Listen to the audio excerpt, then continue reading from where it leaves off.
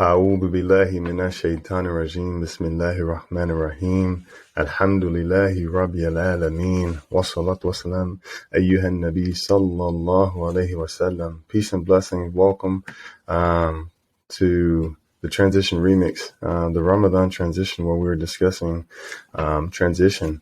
And subhanAllah, we're coming to the end of the road with Allah's permission, and we have finished step 7, which was to write a goodbye letter.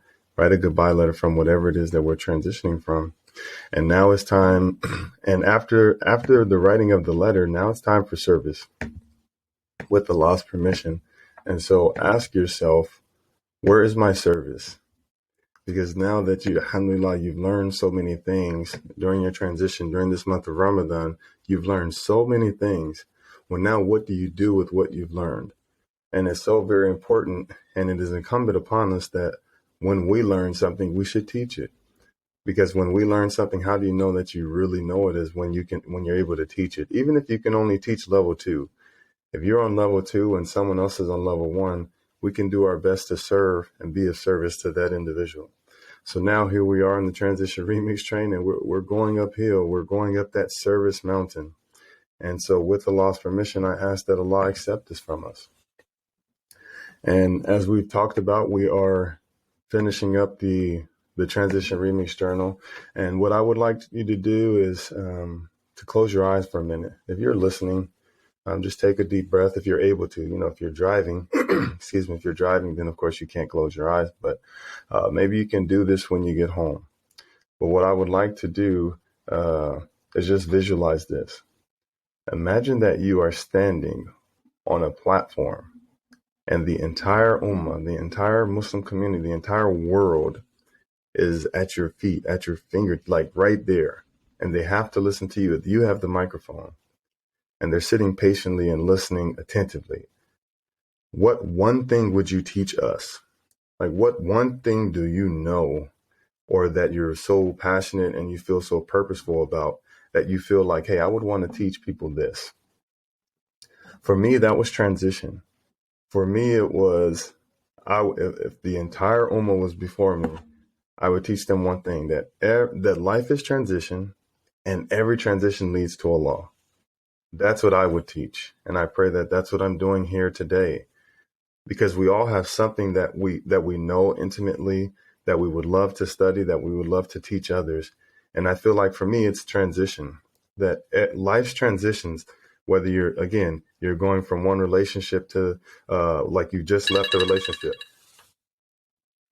Like you've just left a relationship, or you're going to a new job, or you're going to a different locale, or you've had a baby, whatever it is, whatever that transition is, it's one step closer to your ultimate transition, which is your death. And the transition of this life, of course, is our souls leaving our body. And so before we get there, we are preparing for that ultimate transition by these smaller transitions. They're small in the grand scheme of things, because death is, again, that's the ultimate transition of this life. And so every transition brings us closer and closer to our death, which brings us closer and closer to meeting our Creator. So what would you teach us? What one thing do you feel passionate about? Do you feel like you have enough knowledge to where, if the entire world were before you, what would you teach us? The reason why I ask you that is because if that's what you would teach us, then start now. If you have kids, like whatever you're teaching your kids, man, you could teach the neighbor's kids.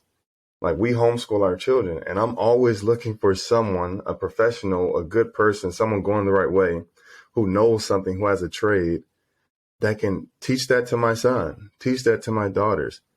One of my good friends, my brother Don Turner, has a mobile detailing service, Rush Mobile Detailing, if you're in the Phoenix, Arizona area. And he's like, hey, man, this is what I do. And I'm like, man, can you come over? Can you come over and show me how you detail these cars? And then he took my oldest son, and he's showing him how to detail a car.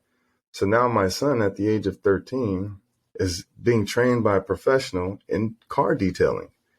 Like, that's a service. Everyone needs their car cleaned. And so, for my friend Don, here in this instant, he's an uncle. In this instant, he's a positive male role model. In this instant, he's a teacher. And he's able to teach my son something that, frankly, I can't. I don't know that. So I think it's so very important that we surround ourselves with people that can increase us and take us to another level, and it can help us get to another level, specifically when it comes to raising our children. You know, they say it takes a village. But where is our village now? What village are you in, or what village are you establishing? It's so very important that we surround ourselves with good people. So I'm asking you that question. What would you teach if you had the entire world at your feet? What would you teach us? How would you want to benefit society or benefit the world and make it better so that long after you're gone, we remember what you taught us? Well, whatever it is that you would teach us, number one, study it to the best of your ability, and create a small program or process, and then write it down. That's a book right there. Like, it could be a 50-page ebook. Like, I bought 50-page ebooks for $35, $40, because I wanted to learn what they had in there. And so you can write a book, bam, you could put a link in your bio. Now that's something that's always there for us, that you feel, hey, man, I gave it my all. I wrote this book, and it also can be a source of income. And then, okay, so now you have your book, and I read your book, or someone reads your book, and they're like, hey, man, can you teach this to me? Assalamu alaikum to those in the chat. This is your brother Hamza Abdullah talking about transition. And we're discussing, we're moving forward with the transition and finishing off the transition by identifying what it is that we would love to pass on to the next generation or pass on to the world. And so we're talking about, if you have a skill, or what one thing would you want to teach the community, the world? And whatever that is, writing it down. That's a book. And then let's say, okay, I read your book and I say, hey, I want more. Can you teach me intimately how to do this? Okay, now you can record how to do this. And then now you have an online curriculum. Again, that's something else you can put up there as a product. And then creating a ride-along curriculum to where I read your book, I'm watching your online curriculum, but I want something that I can go along with you. Well, that's a journal. Now you have three things. You have a book, you have an online curriculum, and then you have a journal. And then let's say, again, I'm just learning. I'm so fascinated with what you're teaching me. So now I want to hear you talk about it, and I want to hear you interview other people. Well, guess what? Now that's a podcast. So now you have a book, an online curriculum, a journal, and a podcast from something that you intimately know and want to teach others. Like, that's beautiful. And I think we all have that capability, especially when it's something that we are passionate about. And before we get to the last word, which is acceptance, on the end of the transition, I want to talk about these things like practicing versus not practicing. There are people that when you meet them, they ask, hey, are you a practicing Muslim or are you a not practicing Muslim? And basically what they're asking are you praying? Do you pray 5 times a day? Because if you're not praying 5 times a day, then I'm going to put you in this category of not practicing. Or if you are praying 5 times a day, I'm going to put you in the category of practicing. And I would like to transition from those terms. Here's why. Imagine you're getting ready for the NFL draft, and you're in a room of other NFL draft attendees, or a room of NFL draft prospects. You're in a room of coaches and scouts and owners and media. And when you walk into the room, you say, hey guys, I'm not working out. Hey guys, I'm not working out.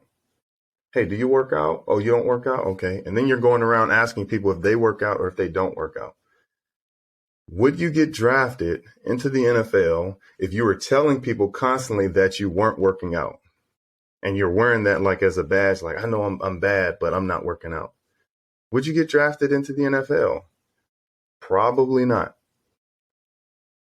The same way, if I'm going around telling people, hey, I'm not praying, would you get drafted into Jannah? Would you get drafted into Allah's mercy? Only Allah knows that question.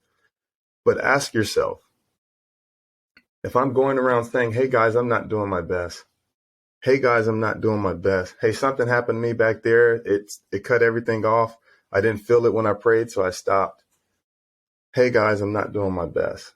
No, your prayer and everything that you do in worship or service is for you. When I was an NFL player, when I got to Arizona, so it was at the end of my career. I thought it was the middle of my career, but it was the end of my career. And I could kind of feel it because I started to take some of the younger guys under my wing, especially some of the young guys who weren't drafted. And I would bring them close to me and I would say, hey, don't cut yourself. They would say, what do you mean by don't cut yourself? I would say, don't cut yourself, meaning the guys upstairs, the guys in the front office, they're looking for a reason to cut you. So don't give them one. If you show up late, if you're not knowing your assignment, if you're staying up late and you're coming and you're getting into fights or you're stealing or you're doing all these other things, you're going to cut yourself. Then you're going to go home and then you're going to talk about how the coaches did you wrong.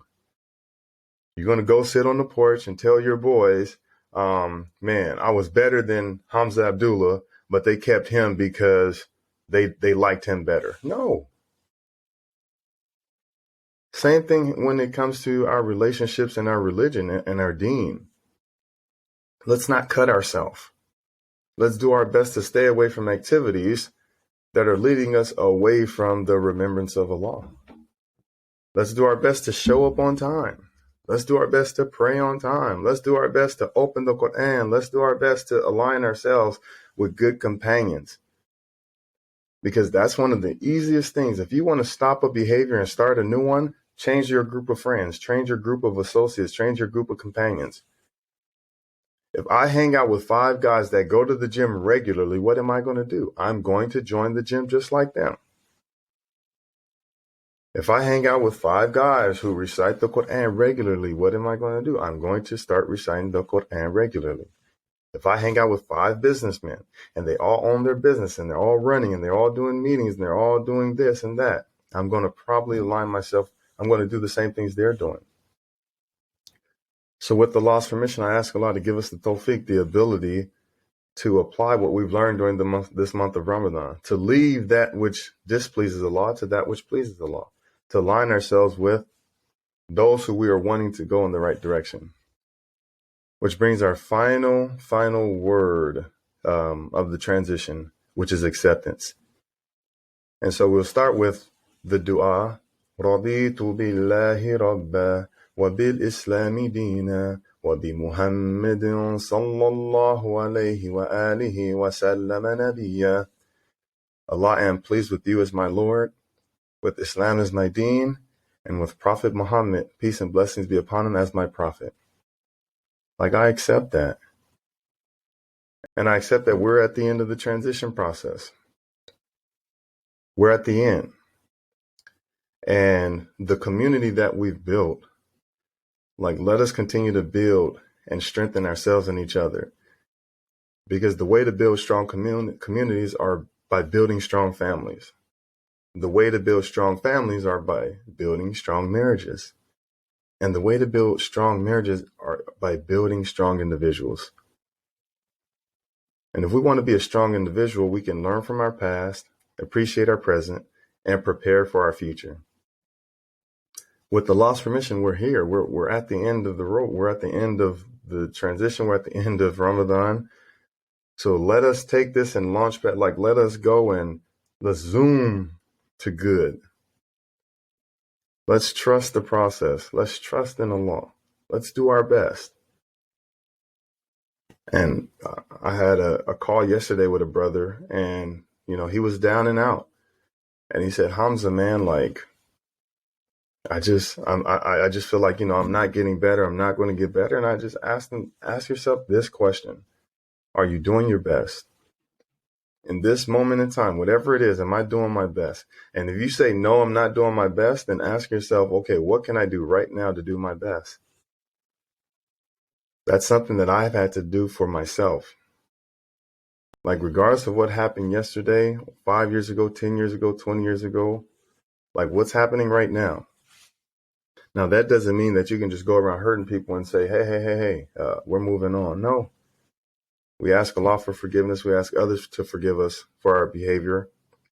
But in this moment right now, am I doing my best? And if the answer is yes, then say, good job. Good job, and keep moving forward. Keep doing your best. If the answer is no, then ask yourself, okay, well, how can I do my best? And I'll leave you with the Constitution. And this is very simple, but this is a great reminder for us. I believe and trust in Allah, His plan, and my position in it. I will do good deeds and encourage others to do the same. I will speak, seek, and relay the truth. I will look at my steps and not my clock as I work with patience. So believe, do good deeds, speak the truth, and have patience. Of course, that comes from Surah al-Asr. Surah Asr in the Qur'an. May Allah have mercy on us all. May Allah bless us to believe, do good deeds, speak and relay the truth, and establish ourselves with patience.